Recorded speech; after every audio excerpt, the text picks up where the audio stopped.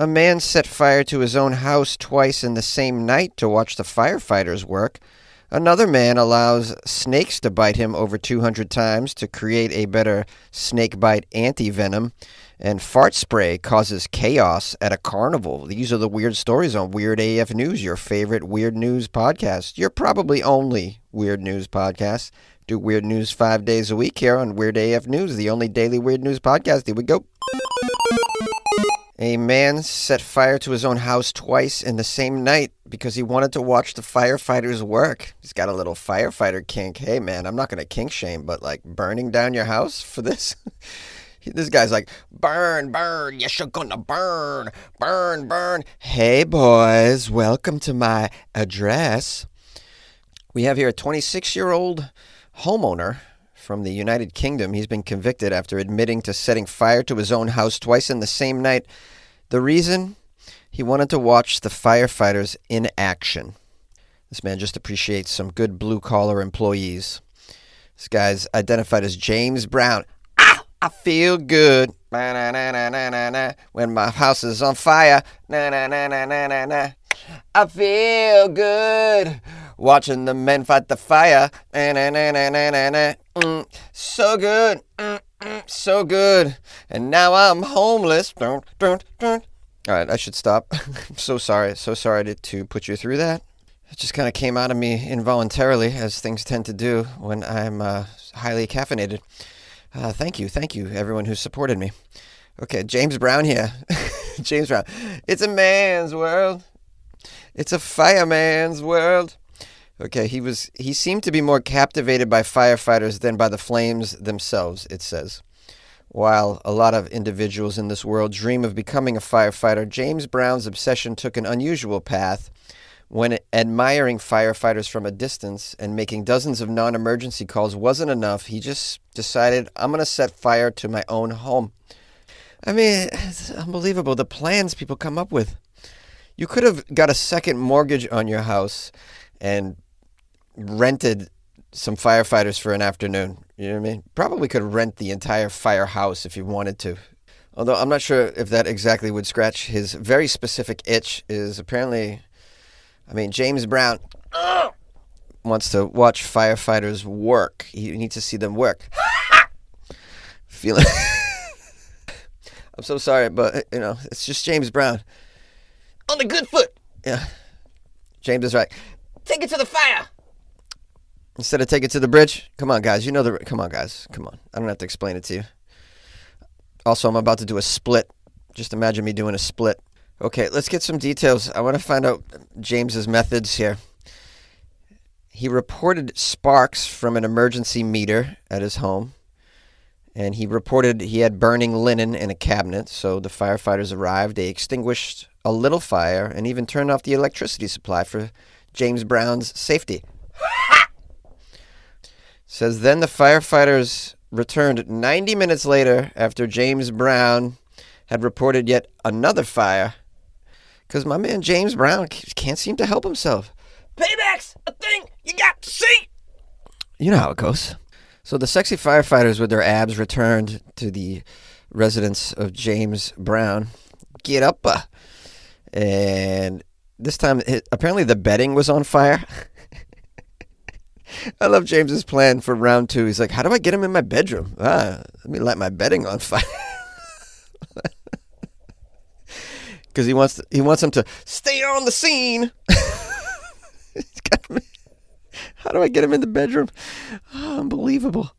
Now it says this last action of the fire in the bedroom looked suspicious to the firefighters, and it prompted them to begin their investigation of James Brown. Eventually, the police got involved, and they concluded that the fire had been deliberately started by James Brown, who's known around town for his hot pants. Smoking hot pants. That's where it's at. Now, the defendant was arrested, and get this, he seemed quite happy about his arrest. Maybe he enjoys watching the police do their job as well. The arrest report says that James was seemingly fascinated about the presence of the fire and police at his property at the same time. This guy. Get the ambulances over, man. Make it a trifecta of, rescue authorities on your property. Wow, who knows what that would do? Blow his mind. Blow his mind. I assume this is some sort of kink. I don't want to kink shame, but this kind of kink is like very costly to the community. That's the problem with it. You're just wasting community resources here. You could just go buy a firefighter calendar, bro. Or, there's these fire map applications you can download on your phone. I didn't know this until we had these big fires over here in Los Angeles. I downloaded a fire app. It shows a fire map. You could, go get a scooter, just travel to each fire in your area if you wanted to, buddy. Just watch them do their thing. Now, the investigation they conducted unraveled some more details that are a little more concerning in that it revealed James Brown called the fire department 80 times in the past year alone. On the night in question, he even filmed the firefighters as they worked, visibly enthusiastic about their presence. He really felt good, knew that he would. Ultimately, he pleaded guilty to 2 counts of arson while being reckless about endangering lives. During the court procedure, at one point, James Brown admitted to the judge his unusual obsession. He said, quote, "In an ideal world, I would be a firefighter, and I have a long-standing interest in the fire service." Well, you got to admire his passion, but the way he goes about it is just silly. That's like if you wanted to be you were obsessed with being a soldier, and then, you do whatever you can to start a war in your neighborhood. That's not okay. There are other ways to have this experience without actually lighting fires. I don't know. Maybe you could try to apply to be a firefighter, and then I'm sure there's some virtual reality programs. You could put the goggles on and fight fires. Does that not exist? Maybe VR could solve all of these strange obsessions that people have that lead to danger. Like if you really want to experience something, rather than cause destruction in the real world, just put on some goggles and live out your dream, whatever, within reason, whatever it might be. This guy just wants to fight fires, so design a program for this guy. It comes with a hose attachment that he can hold on to. So, it gives him the illusion that he's actually spraying a fire. You could solve a lot of problems with VR, maybe. Like the people that want to touch themselves in front of the neighbor's house. Just design a program where, you can, in virtual reality, you can touch yourself all over the neighborhood. But they're not real neighbors. They're digital neighbors. They're not real. They're like Sims of some sort. But maybe that'll... it's probably not going to work. But I'm just trying to make the world a better place, guys. Just trying to keep these guys off the streets. At the end of the day, I want guys like James Brown to be able to feel good. Just, without endangering your neighbors and wasting community resources. A man allowed snakes to bite him over 200 times and has created a very powerful anti-venom for the rest of us. Some heroes don't wear capes, dude. The blood of a U.S. man who deliberately injected himself with snake venom for nearly 2 decades has led to an unparalleled anti-venom, according to scientists. Antibodies found in Tim Freed's blood have been shown to protect against fatal doses from a wide range of species of snakes in various tests. Very fascinating and quite helpful. I'm curious as to whether this man was paid for this or this was just a very bizarre hobby that ended up being very productive for the rest of us. Let's get a little backstory about Tim here. It says, in 2001, after working up to it for years, he finally allowed himself to be bitten by a snake. He started with venomous cobras because they're dangerous. It's a good reason. And because they're what he had on hand at the time. Okay, so this guy owns some cobras. And then after a while, he thought, you know what? I've been thinking about allowing these things to bite me. Today's the day. Tim says, quote, "My first couple bites were really crazy. It's like a bee sting times 1,000. You can have levels of anxiety that go through the roof." Freed had been fascinated with snakes for as long as he can remember. And finally, as an adult, he began purchasing some venomous snakes. He felt the most dramatic way to raise awareness of the issue of snakes harming people was to allow himself to be bitten repeatedly. It's a strange conclusion to come to. Tim admits it's been a rocky road. Yeah, you think? You've had cobras bite you over 200 times. A little bit rocky. He says, right out of the gate, I was put in ICU after 2 cobra bites, and I went into a coma for 4 days. He eventually recovered, and with time became more careful. Yeah, he's like, all right, we're going to do this, but I'm going to do pre-coma levels of venom. pretty smart. I don't even know you could slip into a coma from a snake bite, but leave it to Tim. Tim estimates he's willingly been bit some 200 times by all manner of venomous snakes, including cobras, black mambas, taipans, and kraits, among others. These snakes may be dangerous, but he's often found them easier to understand than people. The relationship is clear. Quote, "They want to kill me. I want to survive." You're out of your mind, bro. Just saying. I mean, again, I don't want to kink shame, but, this is a little... This is a little... You got a venom fetish? I don't know. Daddy needs his feel-good juice, kids. Get me the cobras. I mean, how do you get through life like... Does he have a day job? What is...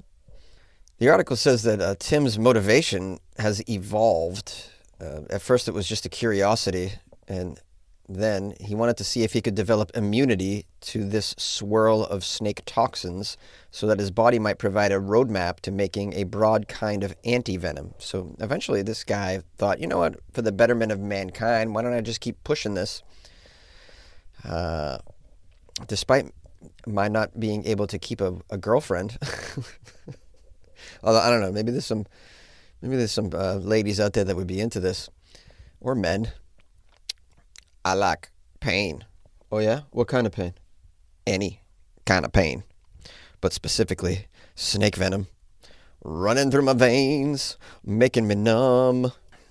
All right, back to Tim's story here. I mean, it is worth noting, this is kind of a feel-good story on Weird AF News. We don't have many, but, I think this is beneficial for all of mankind, what he's doing. It says, Tim's motivation was to develop better therapies for the rest of the world, explaining, quote, "Well, it just became a lifestyle, and I just kept pushing and pushing and pushing as hard as I could push for the people who are 8,000 miles away from me who die from snake bites."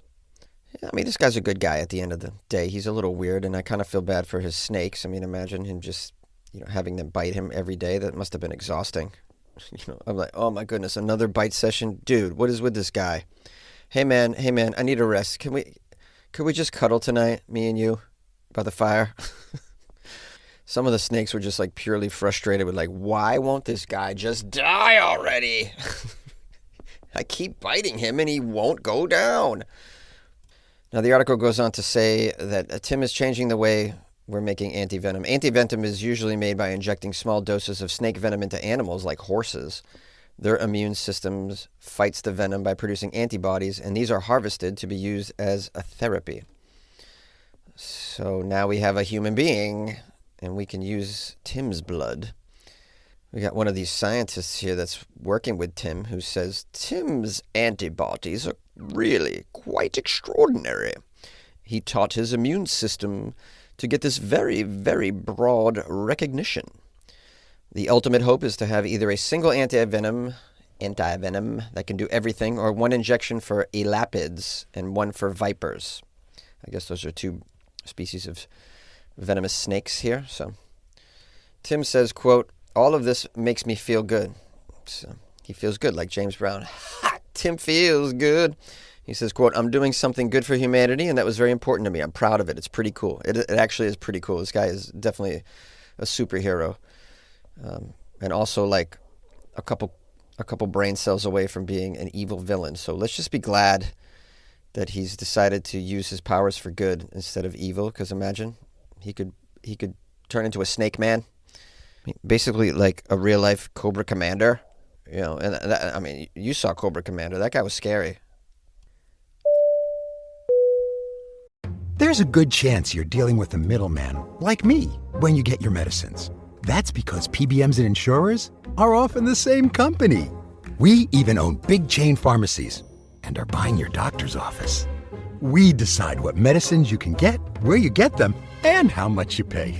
It's a win-win. For me. When middlemen own it all, you lose. Visit phrma.org/middlemen to learn more. Paid for by Pharma. A smelly fart spray causes chaos at a local carnival. Are you doing a show about fart spray, Jonesy? Yeah, it's a little light on the weird news today, guys. We're doing a show about some fart sprays. You're making it when you're a grown-ass man recording a story about fart spray in a closet. Yeah, things are working out. The story's out of Connecticut. Fairfield. Ha! First fart joke in the can. The Fartfield police say a group of children, these menacing kids, they were using a fart spray at a carnival in town, and this caused some of the fairgoers to freak out, to scream and run. Complete chaos on Friday night. The fart spray incident of 2025. It'll be forever known as. I'm familiar with this fart spray thing. We had that in school. Did you have the, also known as fart bombs, stink bombs? There was an actual brand that we would get, and it was called Liquid Ass. Imagine. Imagine buying Liquid Ass, bringing it to school and being like, I'm a genius. I'm going to drop this liquid ass in the gymnasium. Yes. No running laps for me today. I'm curious, is this just an American phenomenon, this fart spray prank that we used to do? That it obviously still happens. I was unaware that it was still going on. It smells really strongly of sulfur, basically, but they call it a fart spray. And I think it comes in a can as well. When we did it, it was a very small glass vial of liquid, and you just break it in someone's locker, throw it on the floor. It was fun to bring to church. I'm just kidding, guys. I wouldn't bring liquid ass to church. You know what I mean? I want to get into heaven. Okay, back to the story about the fart spray at the carnival. Authorities say the incident happened at the McKinley Carnival at Jennings Beach. A crowd was seen running from the beach area, which caused concern among various carnival goers and authorities. We have a quote from the police department. They say, "We want to assure everyone that despite rumors circulating online, there were no biological weapons, no physical altercations, and no injuries reported at any time." Seems like it was just a prank. The officers were already at the carnival monitoring, something that they say they do every year at the carnival to ensure the safety of all attendees. Well, yeah, you need to have police at those traveling carnivals that come to your town, those little small town fairs, because they're dangerous. I mean, starting from the rides themselves, I mean, you need to have ambulances right there on the scene because you've seen those things. You're going to trust a roller coaster that was brought in on two Ford F-150s? You know what I mean? Like, that's these rides are like trucked in. And did you see the people that are putting them together? Not exactly engineers, all right? It's Toothless James and his sidekick Tweaker Bob putting these things together. Like, you're going to... Yeah, I mean, I went on them as a kid, but like, as an adult, there's no way I'm touching those. And if I had children, there's no way I would allow them on those things. And then you go to the games section. You ever been to the games section? You see the people running those games? I mean, these are the people they chose to represent them. That was like the face of the employees. Those guys are like, step right up and win a bear. Who wants to win a bear? I'm like, I'm not going over near you, buddy. I'm going to win hepatitis if I go over there. Come and win a bear. Bro, you're freaking out the children. Okay, so the police are already on the scene. They said that a group of kids used, quote, flatulence spray, also known as fart spray, near the carnival exit. The prank, which was repeated several times throughout the night, caused confusion. Several times. You didn't catch them after the first couple go-rounds? In the beginning, small groups of people were seen screaming and running. I don't know, people screaming and running, they're afraid of a fart smell? That seems strange. We're just getting more and more tense as a culture and afraid, with good reason. I mean, it's a miracle there wasn't a shooting at this event. I'll take a fart spray over a shooting any day of the week. I'm not going to panic, call the police. There's no need to panic. There's no need to really call the police. Something like this. Everyone should know that do we not know already? If you had a childhood, you know immediately what that is when you smell it. You're like, oh, that's that fart bomb. Like, let me just move my family to the other side of the park until that, scent goes away, which eventually it does. Especially outdoors, it'll dispel a little quicker, I'd imagine, too. We only use them indoors. Very effective. Yeah. Now that I think of it, it's nice to know that some pranks that I was into when I was a child are still thriving out there. I had no idea. I thought the younger generations had moved on to more sophisticated pranks. With their sophisticated technologies. But no, a plain old smell of a fart is probably going to be a good prank to pull for centuries and centuries moving forward. It's just nice to know that some things will be forever.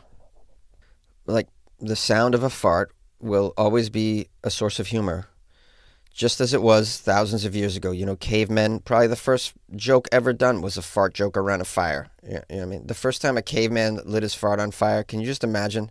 Immediately, this guy's the headliner. And so, and then the smell of a fart will always be a fun prank on everybody.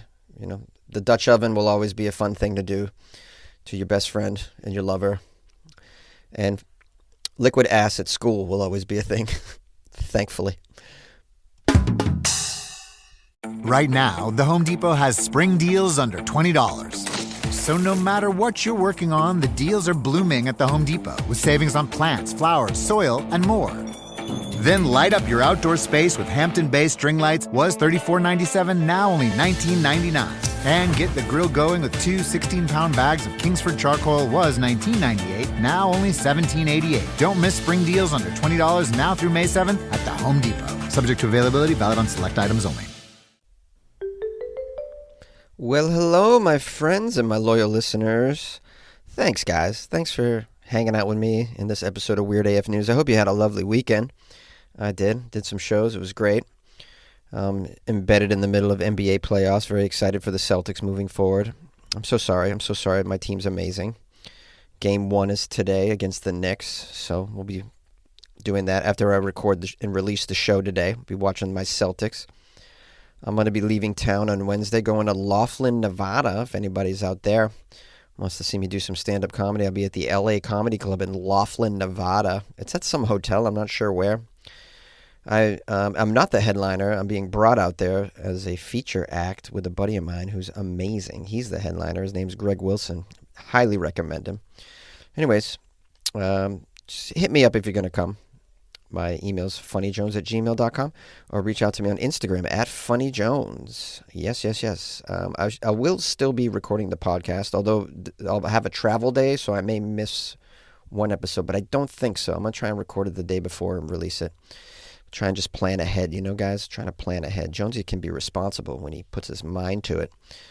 Okay, what else? Shout-outs. Well, a shout-out to Anne-Marie. Let's give Anne-Marie some love. Anne-Marie sent me a really weird, cool gift. It is air freshener. It's so funny. I just did a story about fart spray, and Anne-Marie sent me air freshener that I got over the weekend. And the air freshener is called Florida Water. Now, you would think it would smell like alligator piss or tweaker BO, but no, it actually smells lovely. So the Florida Water smells lovely. I sprayed my closet. So shout out to Anne-Marie for this lovely Florida Water air freshener that I'm going to have and just cherish. So I appreciate that. That's a really cool, funny, weird gift. I didn't even know they sold Florida Water. Very funny. I'm sure there's like a website that sells all kinds of strange, funny Florida-centric gifts. Yeah, I should look into that. Anyways, shout out to Anne-Marie. If you guys want to mail me anything, like a belated birthday gift, just email me. I'll give you my address. You can also go to weirdafnews.com and buy me a coffee or join the Patreon. That's pretty cool. I left my email and my Instagram. Okay, I don't want to bore you any further. I'm very, I feel good. I knew that I would. Listen to some James Brown today. James Brown's great. Unbelievable.